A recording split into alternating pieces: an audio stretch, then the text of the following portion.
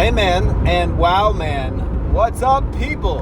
I'm here to talk about the world and your world. I have a teacher who recently, a mentor of mine, who mentioned that he wouldn't talk publicly on his social media about politics much, and there's a lot of value to that suggestion because actually, when it comes to the world, because for a few reasons, and I don't think he would necessarily say it this way, but I'm sure he would understand, and that he almost assuredly wouldn't disagree as well. But the difference between the world and one's own world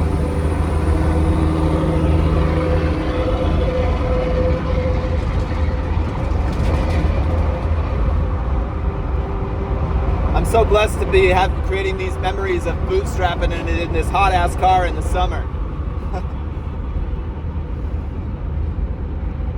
I can know for sure with intellectual honesty and knowing I'm not being manipulated. I know I'm being intellectually honest. I might even be, I could be being manipulated by some sort of projection or something like that. I might be dreaming. This is all adding to the intellectual honesty of my speaking and admittance, but it's safer. I'm not jumping to conclusions, and I'm making a more meaningful difference in actually taking down the discourse of divisiveness between people who say the world is definitely blah blah blah, and if you think otherwise, blah blah blah. For me to speak about how many apples are on a table in front of me that's clear of everything else, if I say there are 4 apples in front of me, it is something I can know compared to knowing how many things are happening or what is happening in the world, what happened on 9/11 and what didn't happen on 9/11, and what is what was COVID really about. Actually, I know if I'm certain about that stuff, from my position and almost everybody's position, most of what they know about that comes from things that they read or saw on the internet, not close to direct experience. Sure, there are things that you do know close to your own experience about manipulation or about the way the world may appear, and your specific contributions to that conversation are allowed.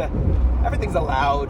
Not only are they allowed, but they can contribute actual to the actual sense of sense making.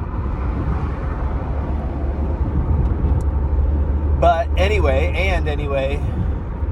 in the world of making a meaningful difference for our worlds as individuals, which so many of us need to get to make, instead of being, pissed about, they'll never, and they don't, and nobody ever, and it's impossible for us to da-da-da-da because blah, blah, blah. Getting out of abstraction, saying something like, cleaning up my own room, making my own bed, eating healthy for my own self.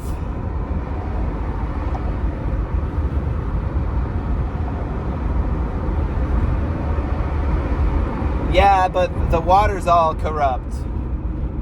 That doesn't mean that I should eat the Reese's peanut butter cups that I like to eat, actually, that Joey has a proclivity to feel addictively attracted to. These jumps to conclusion that shoot ourselves in the foot because of conspiracy thoughts that may or may not be true. According to lots of people, they are, but you've actually listened to this, probably not done your own tests. And so many of us listening to this have done, despite our own tests, have made decisions that were like, well, it doesn't matter anyways, or it's only this one time. making our world weaker and weaker. Speaking of the world and my world, there is this mythic consideration from the culture I grew up in, the Mormon culture. There is this really cool belief they have that they actually, for some reason, kind of, avoid, sort of. But I think it's one of the things that makes Mormonism really interesting and unique,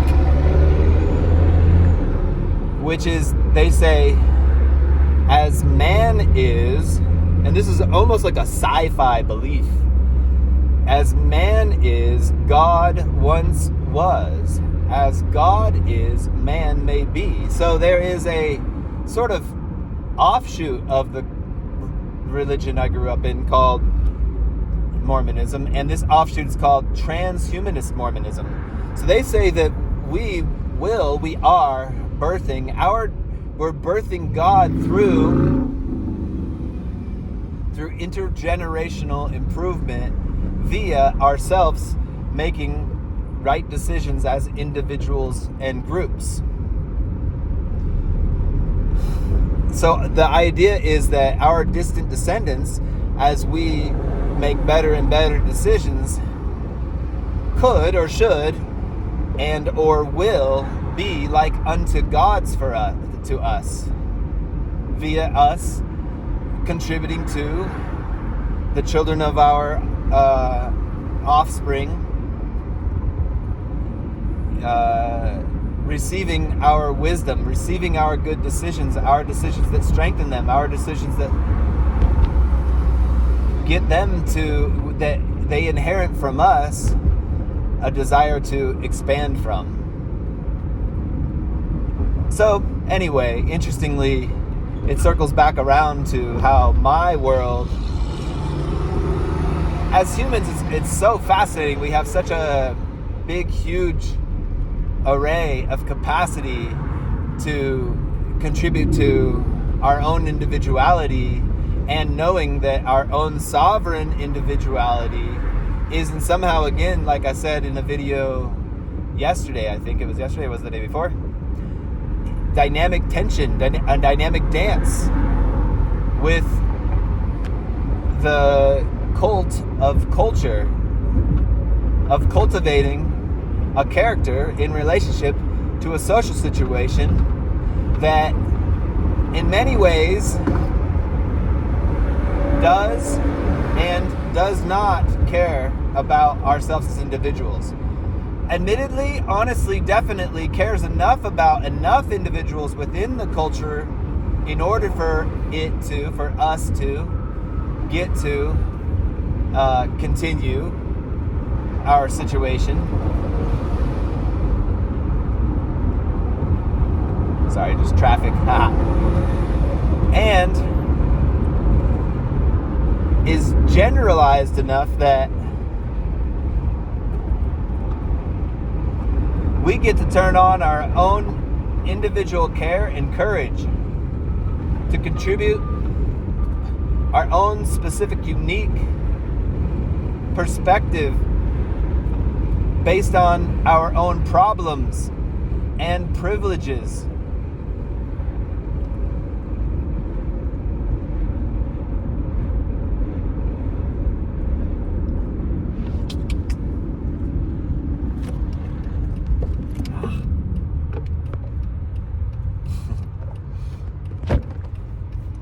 In order to make a big, meaningful difference, which is fun. In some way, I can say, from my own specific position, this is a contribution. And this comes from the Mormon miracle, the mission to make a meaningful difference, making masculinity mythic and miraculous again.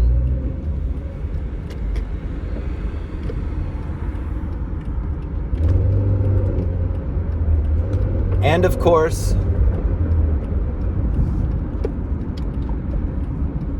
with and from my own dang it driving desire to be more inclusive of all of you listening,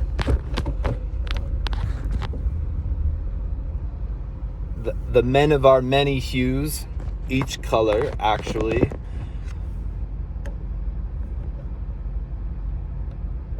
and all of our wow mans too. What's up, women? We got the More Man Miracle, a mission to make a meaningful difference, making masculinity mythic and miraculous again. We also have the Sister Side Project, a marvelous work and a wonder, the Wow Man program. These things are about each of us as individuals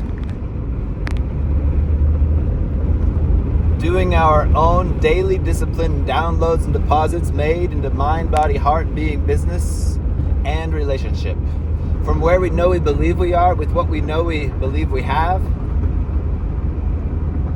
towards what we know we can, we know we believe we can, and admitting knowingly what we believe we can't. You know, I, as a man, can not impregnate somebody with this can, even though it has the word can. But, and I can, being that, or as long as I don't die right the bleep now, as long as I live long enough, I know I can contribute in big ways. There's ways for me to leave this earth. There's ways for you to. I believe I can. There's a lot of buttons I could push. A lot of triggers I could pull. A lot of pills I could pop. Things I could jump off to stop. And I choose to stay. I choose to stay, admittedly, because I'm curious to see what will happen to the world, what will happen to me. Is there going to be another thing that will surprise us, like the pandemic or like the internet?